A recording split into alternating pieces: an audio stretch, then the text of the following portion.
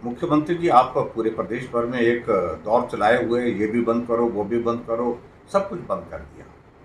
और बंद करते करते आखिरकार कर्मचारियों के जो जो इश्यूज थे, यानी कि उनके जो डीए की बात थी और सारे जो जितने भी जो पेमेंट्स, उनकी जो जेन्युइन पेमेंट्स थे वो भी आपने बंद कर दिए। क्या आप इसकी शुरुआत अपने कार्यालय से नहीं कर सकते हैं? आपने 7 6 6 सीपीएस लगाए, आगे उनकी पायलट चलती है, पीछे एस्कॉर्ट चलती है। कैबिनेट के दर्जे के बिना तो कोई आदमी ही नहीं है आपकी सरकार के वहां पर। चेयरमैन बनाए हैं कैबिनेट के दर्जे के साथ बनाए हैं, और सीपीएस को टैक्सी दे करके उनकी सिक्योरिटी का इंतजाम इतना कर दिया, इतना पुख्ता इंतजाम कर दिया। जेड प्लस सिक्योरिटी की व्यवस्था, जेड प्लस सिक्योरिटी की व्यवस्था जिस प्रकार से होती है किसी एक व्यक्ति के लिए, उससे ज़्यादा सिक्योरिटी आपने सीपीएस को दे रखी है, कुछ लोगों को, विधायकों को दे रखी है। क्या उस पर पैसा खर्च नहीं हो रहा है? कहा जा रहा है कि जो जो मंत्रियों के कार्यालय का जिक्र आ रहा है, मुख्यमंत्री के कार्यालय का जिक्र आ रहा है, कि उसमें भी नया कार्यालय की तलाश रहे हैं, नया कार्यालय खोलने की बातें चल रही हैं, जो मैं आज सुन रहा था, उसके फैक्ट्स में जानने की कोशिश कर रहा हूँ। और मंत्रियों को नए सचिवालय में कार्यालय बनाए जा रहे हैं, जिसमें अभी हाल ही में उस बिल्डिंग का बनने के बाद जो बिल्डिंग जमीन पर खड़ी करने में हमारी सरकार की बहुत महत्वपूर्ण भूमिका रही है। वीरभद्र सिंह जी शिलान्यास करके चले गए थे, लेकिन बजट का प्रावधान उस बिल्डिंग के लिए अगर सबसे ज़्यादा अगर किया तो मेरी सरकार ने किया, भारतीय जनता पार्टी की सरकार ने किया था।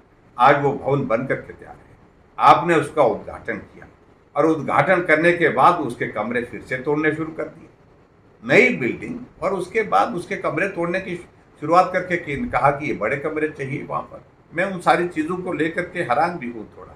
अगर ये आपने वहाँ मंत्रियों को बिठाना ही था तो आप पहले ही इंतजाम कर लेते, दीवारें तोड़ने की जरूरत न पड़ती और सारा नए सिरे से खर्च करने की जरूरत नहीं पड़ती।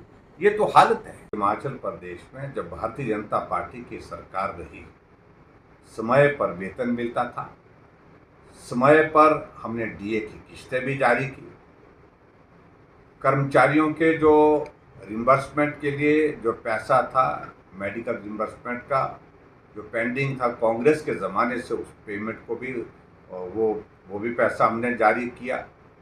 और समय पर जैसे जैसे कर्मचारियों को जो जेन्युइन इश्यूज होते थे उनका समाधान भी किया, उनके ड्यूज भी जो है हमने अदा किए।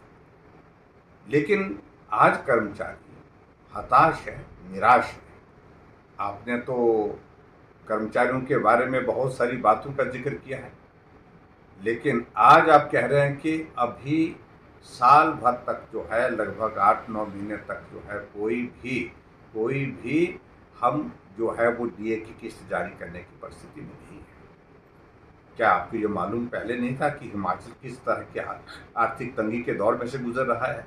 अगर मालूम था तो महज चुनाव में कर्मचारी आपके साथ खड़े हों, आपको समर्थन करें, सरकार बनाने में मदद करें, इसके लिए उपयोग करने के लिए कर्मचारियों को मान के रखा। मैं समझता हूँ बहुत दुर्भाग्य है।